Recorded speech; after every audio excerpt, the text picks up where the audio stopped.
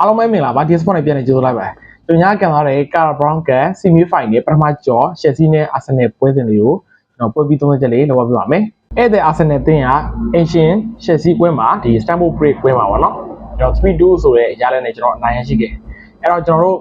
Chelsea Ancient Chelsea ပိုင်းလေးကိုကျွန်တော်တို့အရင်ဆုံးဆွေးနွေးကြည့်လိုက်အောင် Ancient Chelsea တင်းကသူတို့ညကန်သွားတဲ့ဒီ line ရဲ့ပေါ့နော်အခင်းချင်းကဒီပထမ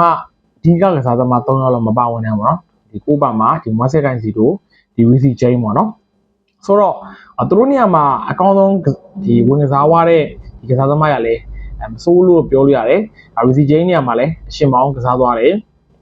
ဒီမွတ်ဆက်ကန်စီတို့မှာလဲအန်ဒရီဆန်တိုဝင်ကစားသွားရပေါ့ဆိုတော့အန်ဒရီဆန်တိုနဲ့ဒီအန်ဆိုဖာနန်ဒက်ကတော့ဒဗယ်ပီဖို့ပုံစံကစားသွားတယ်ဒီမိုင်ရစ်ကာလက်ထက်မှာတော့အန်ဆိုဖာနန်ဒက်ကဒီနံပါတ်10ကိုလဲကစားနေခဲ့တယ်ဒီနံပါတ်8ဒီ8 row ကစားရင်တော့မှသူဒီနံပါတ်10လောက်ထိကိုတက်တယ်ပေါ့နော်ဒီတိုက်စစ်ကိုလိုက်ပါတဲ့ကစားပုံကပုံများတယ်ဒီရိုဇနီယာလက်ထက်မှာတော့ဒီ deep ပိုရောက်တယ်ပေါ့နော်ဒါပေမဲ့ပြီးပိုဆန်တယ်သူရဲ့ဒီ library pass လေးနဲ့ကစားတာဒီသုံးချတာပိုများတယ်ပေါ့ဆိုတော့ညကစားသွားတဲ့ player တွေတော်တော်လေးကောင်းတယ်ဒီအဆိုပါနယ်တဲ့အနေနဲ့ဒီနီးပြတဲ့ဒီရိုဇနီယာရဲ့လက်ထက်မှာဒီတနိုးဒီမာစကာနဲ့မတူတဲ့တတိကယ်ဒီရှိန်ချက်မှာအကောင်းဆုံးကစားနိုင်လေတွေ့ရတယ်ပေါ့ဆိုတော့ဒီတိုက်စစ်ပေါ့တိုက်စစ်ကလည်းဒါအဆင်ပြေလို့ပြောလို့ရတယ်အထူးသဖြင့်ဒီဒုတိယပိုင်းကစားပုံက player ပိုပြီးကောင်းတယ်ပေါ့ပထမပိုင်းဒီကစားပုံကတော့ဒီ extra power ကတော့အဆင်ပြေအောင်တွေ့ရတယ်ဒီ netto လည်းအထူးသဖြင့် SC ဘောင်းကတော့ပို့ပြီးတော့flow လေးပို့ဖြစ်တယ်လို့ကျွန်တော်ပြောလို့ရတယ်ပေါ့ပို့ပြီးတော့ဒီ Arsenal ရဲ့ cancel line ကိုပို့ပြီးတော့ဒုက္ခပေးနိုင်ကြတော့တွေ့ရတယ်ဒီ netto ကလည်းပထမပိုင်းကတော့တိတ်အားရဝယ်မရှိဘူးဒုတိယပိုင်းသူ့ရဲ့ဒီကာနာရှိုကိုအစ်စ်တလုံးကြားခဲ့တယ်ပေါ့ဒါတော့ဒုတိယပိုင်း player တော့မစိုးဘူးပထမပိုင်းကစားပုံကတော့တိတ်အားရဝယ်မရှိပေမဲ့ဒုတိယပိုင်းဒီရှစ်စီးရဲ့ play ဒီကစားပုံရပါတော့မိနစ်60နောက်ပိုင်းကစားပုံတက်လာတဲ့နေ့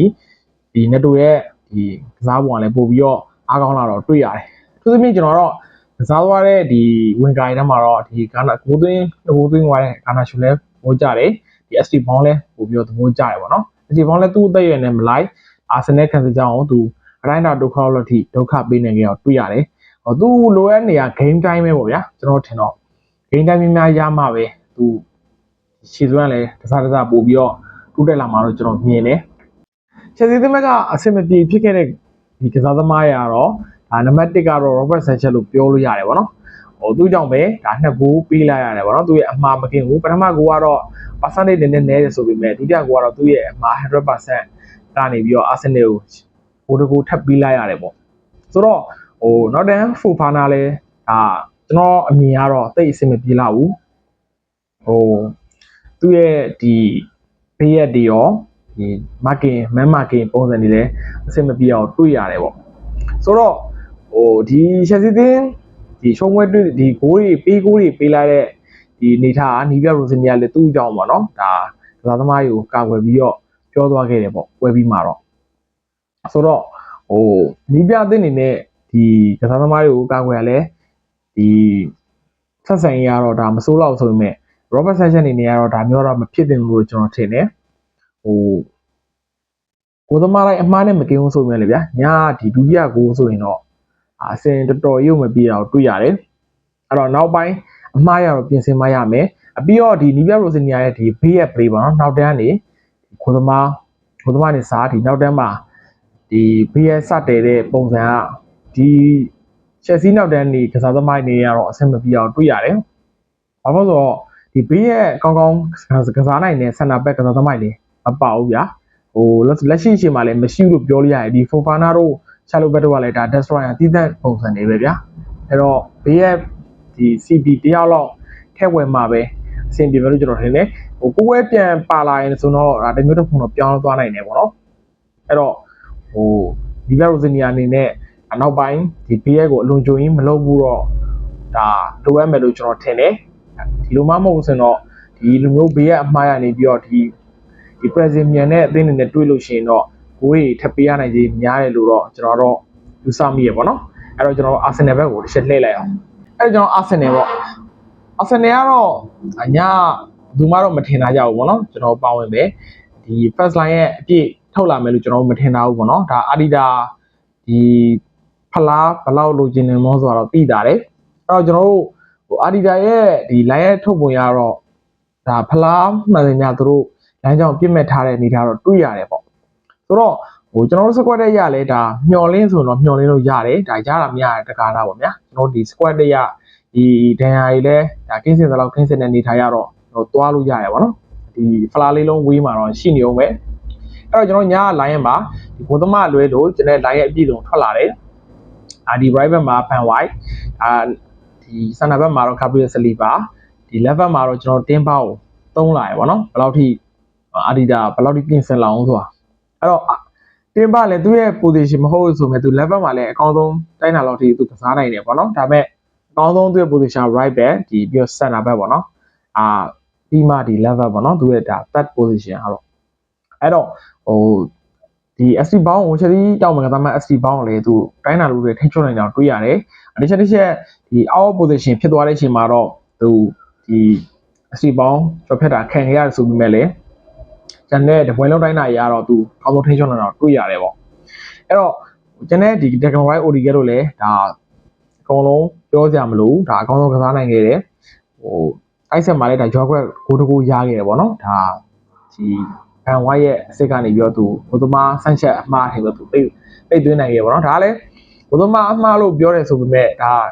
Jorquet position ယူတာလည်းကောင်းလို့သူကိုပိတ်လို့ရတာဗျာအဲ့တော့သူ့လည်းရှိကြရမယ်ပြီးတော့ hold play link play လည်းသူအကောင်းဆုံးကစားနိုင်ခဲ့ပေါ့နော် Jorquet အနေနဲ့အဲ့တော့ဟိုစကားကိုလည်းဒါဒီကိုကူဝဲလာကိုဘွဲလုံးတိုင်းတာရောက်ထိသူဒုက္ခပေးနိုင်ခဲ့တယ်Trossard လည်းဒါအဆင်ပြေပေါ့နော်ဒါပေမဲ့ Trossard ကတော့ဟိုနည်းနည်းလေးလောနေရတယ်တွေ့ရတယ်ပေါ့နော်ကျွန်တော်အမြင်ကတော့ရင်ပွဲတဲ့ဆိုင်ဟိုသူ့အနေနဲ့ကိုရရင်ဆိုတော့နည်းနည်းများနေသလားလို့ပေါ့နော်ဟိုတကူအောင်ဆန်တာတော့မဟုတ်ဘူးဒါပေမဲ့တေချာ season မကန်နိုင်ဘူးဖြစ်နေတာပေါ့နော်အလော်ကြီးဖြစ်နေတယ်အဲ့တော့ကျွန်တော်တို့ည Arsenal ဘက်မှာအပေါင်းလက္ခဏာဆောင်တဲ့အနေထားတော့ရှိရဲအဲ့ဒါတော့ Van White ပေါ့နော်ကျွန်တော်နောက်ဒီညာနောက်ခါလို့ Van White ဟိုးလဲတကူကျွန်တော်ဒီ set piece ကနေသွင်းယူနိုင်ခဲ့တယ်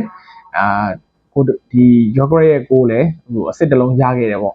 အဲ့တော့ဒီပေါင်းလက္ခဏာဆောင်နေဆိုတာလေဒါဘန်ဝိုက်ကသူဒန်အားနေပြန်လာပြီးတော့သူပုံမှန်ရှီဇန်ပြန်မရသေးရနည်းနည်းကြာနေဗျာအဲ့တော့ညကတော့ဒါအရင်ဘန်ဝိုက်ရှီဇန်ကိုမှတ်မိသေးဘူးဆိုပေမဲ့လေဒါရှီဇန်ကိုပြန်ရလို့နေပါတော့ဖြစ်လာတယ်လို့ပြောရရတယ်ကျွန်တော်ဘန်ဝိုက်ပုံမှန်ရှီဇန်ပြန်ရလာတော့ကျွန်တော်ဒီတင်းပေါက်ကိုကျွန်တော်အနာပေးလို့ရတဲ့ပွဲအနာပေးလို့ရတဲ့ဒီထားကြီး user option များလာတယ်ပေါ့ဗျာဘန်ဝိုက်ကိုလည်းဒါတချို့အတင်းကြီးပွဲမဟုတ်တော့မှတကယ်ပုံမှန်ပွဲလောက်ဆိုတော့ဘန်ဝိုက်ကို EC3 ရတင်းပေါက်ကိုအနာပေးလို့ရဗျာမဟုတ်ဘူးဆိုလည်း